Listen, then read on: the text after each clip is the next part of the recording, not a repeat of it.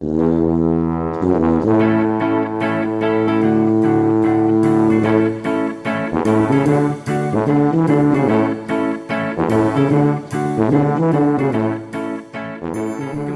and welcome to the Mental Breakdown Morning Show. I'm Dr. Bernie Wilkinson. I'm Dr. Richard Marshall. And Richard, it's a great Thursday morning, November 17th. 2 days before the Thanksgiving holiday, at least for students. K-12 students. Yeah, right. Yeah. Mm-hmm. Most of us. We're really inching toward it now. It's getting closer and closer every day. Right. Whether you want it to or not. Not much. It's like daylight saving time. That's right. It happens all the time, every weekend. Okay. But today, we have times when we get to hear from listeners, and we get times when we get to talk to people who've listened to the program, and it's always interesting when we talk to people who've listened to the program, and they say, you were talking about preventing stress and how to do these things and how to do those things to prevent this from happening, prevent that from happening. But what happens? What do we do when I'm experiencing stress? Right. Like I do everything I can to prevent it, but what happens when I'm experiencing it? What happens if everything I do to prevent the stress from happening? What if I do all that stuff, right, but I still get stressed? Right. What do I do then? And that's a great question, because I don't think we really spend a whole lot of time talking about dealing with it at the time that you're dealing with it. What do I do when it creeps up on me? Right. And it will creep, and it does. I mean, Right. Sometimes it comes out of nowhere. You Absolutely. just feel anxious and aroused. Yeah. Especially this week, huh? Yeah. Well, it is Was the very election timely. this week? Yeah. No. Last week. Last week, right? Yeah. It seems like it keeps happening every day. People just keep talking about it, Yeah. and it keeps it in the present. Well, right. Well, between the election and with the upcoming holidays, everyone's right. We are going to experience stress, whether we like it or not. Whether we do everything we can to prevent it or not, we're going to get stressed, and we're going to have to find a way to cope with it and to deal with it and to make ourselves feel better. Right. We've been assuring our listeners that we wouldn't bring up the election and all that stuff. But we acknowledge that people are stressed. They are stressed by an election that was very divisive, very provocative, confrontational. But we're also facing the holidays. Right. So we have sort of bookends here where we have people are still struggling with the election results, and now the holidays are coming. Absolutely. Two very stressful times. Yeah. So warning first, Yeah. if you have people in your family who are prone to having difficulties at these times, keep that in mind. Right. You might have to do some extra work. But preparation is the key. Right. But despite all of your preparations, Right. all of your best laid plans, you're still liable to encounter stress. And what do you do when it's there? Right. Yeah. Because it's going to hit you. You can do everything in your power to prepare, and then here comes an outside variable that influences it, that changes That's everything, and really just wallops you if you don't watch out. And it doesn't take much. A No. poor night's sleep, or something happens at work, Absolutely. or something happens at home, something unexpected occurs, and bang, there you are. There it is. Right in the middle of it. So when you're in the throes of a stressful situation, the recommendations, and I always take pause there, because my recommendation is going to vary depending on the situation. There's going to be times when, to just put it bluntly, when escape is the best option. Get away. If it's a situation that you can get away from, you can walk away from without any massive or major stress-inducing consequences. Right. Walk away, get away from that situation as best you can. You have to separate. I think there are two things. Number one, this is going to pass. Right. Okay. And you start with, very few of us live under chronic stress. Right. It usually comes and goes. Right. There are some very unfortunate cases where people are living under chronic stress. There are all kinds of examples about that. But for most of us, stress comes and goes. And so the first step is, this is going to pass. Right. No matter how bad it feels, even if you feel like you're getting into a panic attack, it's going to pass. Panic attacks don't last forever. Right. They scare us, they're frightening, but it is going to pass. That's step number one. Step number two is what you just said. You have to separate. You have to separate yourself from the stressful event, whatever that stress or whatever that trigger is. Your job then is to separate yourself from that. Right. Sometimes that separation is I don't want to say permanent, because it's not necessarily permanent. Can't always. But it's, if you're, let's think about Thanksgiving. If you go to a family member's house and you were thinking, it's going to be great, and then that family member, that uncle or that aunt shows up that nobody was expecting, and it's like, everything's stressful. That's a situation when it's okay. You go up to other people and you say, what, we got to take off. We're going to go. And you can leave and not go back. Other times, escaping means, what, I'm going to go take a walk. I'm going to go, I'm going to go to the restroom and just hang out in the restroom for 5 or 10 minutes. Powder room and powder That's right. 6 times.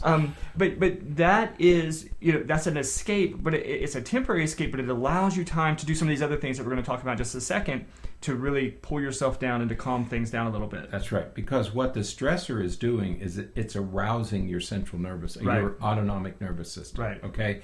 And what you have to do is you have to give your nervous system a chance to calm down. Right.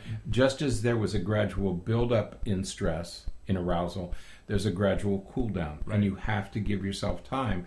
You have to give your nervous system time to calm back down. Right. Okay. Yeah. And it may be that you have to have, drink some water, go for a walk, go outside, go to the bath, go somewhere, do something. Separate yourself from the event, which allows your autonomic nervous system to calm down. Right. Absolutely. And some of those things to calm down, some of those things to help that process of the cool down are really, and it's always, it's always funny sometimes talking to people about it, because it really is it does include those stereotypical, let's take a deep breath, count to 10.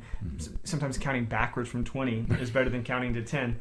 Count backwards by 3. Right, because it'll take your mind off of it. Exactly. One of the things, I like starting at 100 and taking away 7. Right. So it just makes you think, and it makes you process, saying the alphabet backwards. Right. Those are all things that make you work your brain in a way that takes you out of that moment and puts you in a different frame of reference, different frame of mind. That's going to help alleviate some of that stress, while helping you calm down a little bit. I'm glad you mentioned the brain. It's time we mentioned the brain, because when your stress gets triggered, that's a thought in your head. Right.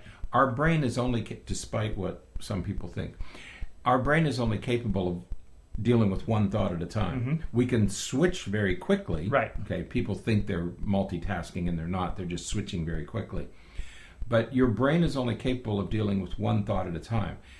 When you start to count backwards by 3 or 7, or when you do something else, you're disengaging from the stressful thought, and you're replacing it with some other thought. Right. And that's what which is not stressful. Counting back by 7s is not a stressful, doesn't have to be a stressful, unless you want to get the right answer. That's right. But really, you're counting backwards by any number. You're replacing the stressful thought with a non-stressful thought, and your nervous system will begin to calm down. Right. Ruby Payne is she's an expert in written a bunch of books about poverty, the effects of poverty, and she delivered an address at a conference a few years ago, and she was talking about children who have rage attacks, and she said after a rage attack, you have to allow children to hydrate. They have to drink a bottle of water to rehydrate their brain, and I don't know the physiology of water in an aroused brain, but I do know this. About the time that it takes to drink a bottle of water is about how long it takes for your autonomic nervous system to return to normal. So I'm not sure whether it's the time it takes or the water, but time we know is you have to give your nervous system a chance to regain and to come back to normal. Absolutely. And it's all, as you said, it's all about just calming the brain. That's right. Calming that storm, putting a blanket over that fire that's going on, and creating all that anxiety. So, escaping from the perspective of being able to take some time to get your mind off of this stressful situation. Once you start feeling that you're coming down, then you start doing your preparatory stuff. So you return, like if you are in one of those predicaments where you have to run to the bathroom to do your cool down. Right. You may be in there for 5 minutes, 10 minutes, but you stay in there long enough to cool down, and then you do all the reminders that we've talked about before. You know, we're only here for another hour. You know, we know that he's like this. We know that he says these things or she does those things. That makes us insane. Right. But we're only going to be here for a short time. Right. We only have to deal with it for this amount of time, and use those preparatory things to get you through the remaining time that you're in that situation, so that you can then get away for good. Right. Disengage and rethink. Replace those stressful thoughts with non-stressful thoughts. Right. It's easy enough to do. It's a good way to get through these stressful times. Right. One last piece is for all of you students, whether you're a college student, high school student, whichever. There are going to be times when you're going to get to school and you'll go to a class and pop quiz. Now, that's going to be a rush That's a trigger. of adrenaline and cortisol and all the nasty things that Nasty make us chemicals. not feel very good. And so when you're in that kind of stress, certainly you can't escape. Certainly there's nowhere you can go. And those are times when you use some of the other strategies. And so from the moment that you hear pop quiz and you get that tingly rush of adrenaline that goes through your body, and you say, oh my gosh, I didn't read the material last night. I'm not ready. Once those initial impulsive reactions pass, that's when it's always, well, I keep saying always. I love talking with kids about this because I have them do it in my office, and we take that really deep breath. Because the calming effects of taking a really oxygen. deep breath is remarkable. Right. And so whenever I have a person take a deep breath, you're like, okay, like that. And I say, okay, now take a deep breath and hold it at the top. And they'll take a deep breath and hold it at the top. And I say, when you're at the top up there, go like this. So you get that more. little bit more, because we only fill it up to about 75 to 80%. And that last little gasp up like that fills up, and you can almost feel it instantly. And time and time again, kids will respond, oh my gosh, that you can feel it. You can feel that rush, because you're really filling up your lungs and getting as much oxygen in there as possible. And oxygen is a great way to battle some of the stress. Right, because when you're stressed, you start to breathe in a more shallow way. Right. And so you're retaining a little too much carbon dioxide. Okay, and that's why you're feeling. Right. So by replacing the carbon dioxide with oxygen, you're refreshing everything, giving your nervous system a chance to regain itself. Exactly. So all these things work together. None of them are silly. There's a Right. reason why we say take deep breaths. Right. And take that last sort of surge Right. and really fill up your lungs with oxygen, because then you're fighting the carbon dioxide. Exactly. So good reasons to do all these things. Try them out. And sometimes it's really good to take a deep breath like that before each question. Right. You know, That's when you're right. taking a test that has 10 or 50 items, before each one, when you feel that stress coming back up, do that. Take that breath again, Right. and it pulls it back down. And before anybody starts talking about why they voted for who they voted for, take a real deep breath, and that'll help you prepare. Take a really and deep keep breath, you quiet, and then run the other way, and run to the bathroom. and hold Tell your me breath as long as you can. Just tell people you're lactose intolerant or something. That's right. But take a deep I'm breath. election intolerant. That's right. No, take those deep breaths. Yeah. Count backwards. Drink water. But separate yourself from the event and try all those things. Yeah, okay? yeah. They're very common. Mm-hmm. They're very, Don't cost anything. They're available. and people foo-foo them so easily. Right. But it's remarkable how effective they are if you try them. There's a reason why those things are recommended, and very good reasons. They work. They're inexpensive, and they're always available. Always. You don't have to worry about bringing them with you, or I forgot my oxygen today. As long as you're not underwater. If you're underwater, that's different. But then you got a whole different set of problems. That's right. Right? Okay. Yeah. Thursday. All right. Well, that is Mighty it for Thursday. for a wonderful Thursday. Mm-hmm. We will be back tomorrow to help get you ready for the weekend. But I think that our routine is going to be for the next few Fridays. We're going to work to help you get ready for the holidays, because there's just a few things that if you get all set up, this far in advance, you'll be all set for the holidays. Right. So they won't be quite as imposing and challenging and stressful as they tend to be. So. Right. With that, we will see you all bright and early tomorrow morning. Have a great day, and have a good evening. Good day.